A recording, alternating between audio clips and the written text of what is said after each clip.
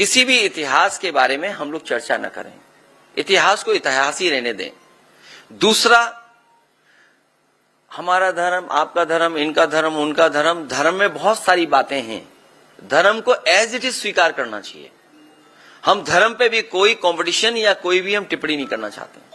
और इस मामले में सुप्रीम कोर्ट भी कई बार कह चुका है कि हमें किसी एक दूसरे को ठेस नहीं पहुंचानी है। कोई भी तथ्य बात हम रखें, लेकिन किसी दूसरे वाले को क्रोध नहीं आना चाहिए। और आज के जमाने में चैट जीपीटी है। मैं तो अपने पत्रकार साथी से कहूंगा कि इस जमाने में गूगल पे वो डेटा भी होगा कि सबसे ज्यादा क्या सर्च हुआ है, इधर लोगों ने क्या पढ़ा है। तो शायद जो सवाल आप उठा रहे हैं वही पढ़ा है।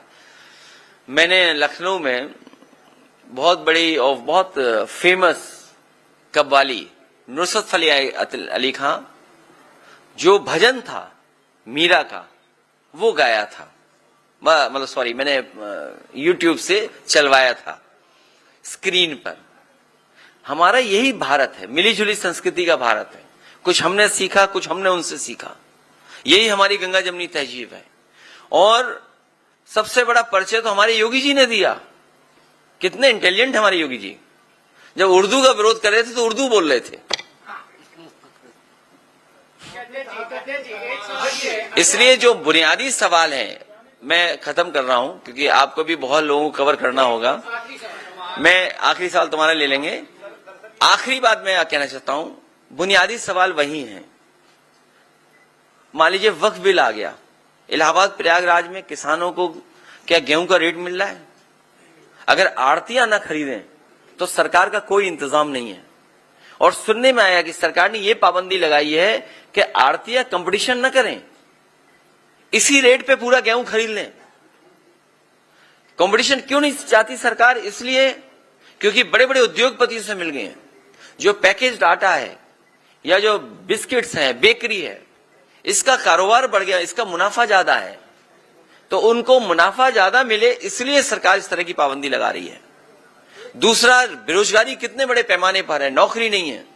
ये नौकरी इसलिए नहीं देना चाहते हैं क्योंकि आरक्षण नहीं देना चाहते हैं। लेकिन बीजेपी के लोग तो ऐसे हैं कि अगर उन्हें एक आंख फूटनी पड़े और दूसरे की दोनों आंख फूट जाएंगी तो उसके लिए भी तैयार हैं ये लोग। तो नौकरी तो सबको मिलेगी, आरक्षण न देना पड़े इसलिए नौकरी नहीं। महंगाई कहां पहुंच गई? जो पावर प्लांट आपके प्रयागराज के आसपास लगे हैं, समाजवादियों की देन है। ट्रांसमिशन लाइन समाजवादियों की देन है। आपकी बहुत स्टेट यूनिवर्सिटी को बना करके खड़ा कर देना समाजवादी पार्टी की देन है। हाईटेक सिटीज देना, एक अर्बन इंफ्रास्ट्रक्चर कैसे क्रिएट हो उसका समाजवादियों ने काम किया। बहुत से बड़े फैसले किए। हाई कोर्ट आपका बहुत शानदार है, लेकिन लखनऊ का भी जो हाई कोर्ट बना है कम शानदार नहीं है। तो ऐसे बड़े बड़े इंफ्रास्ट्रक्चर अगर किसी ने बनाए तो समाजवादियों ने बनाए। लैपटॉप जब मैंने बांटा, और आज भी जहां लैपटॉप बटा होगा वो आज भी चल रहा होगा। वो लैपटॉप ऐसा दिया कि वर्ल्ड का one of the best company थी।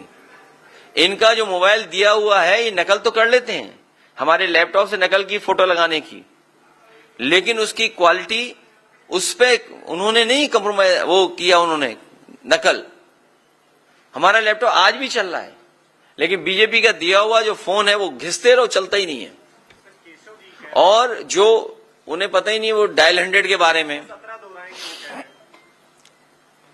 स्पेस सूट दे दो ने।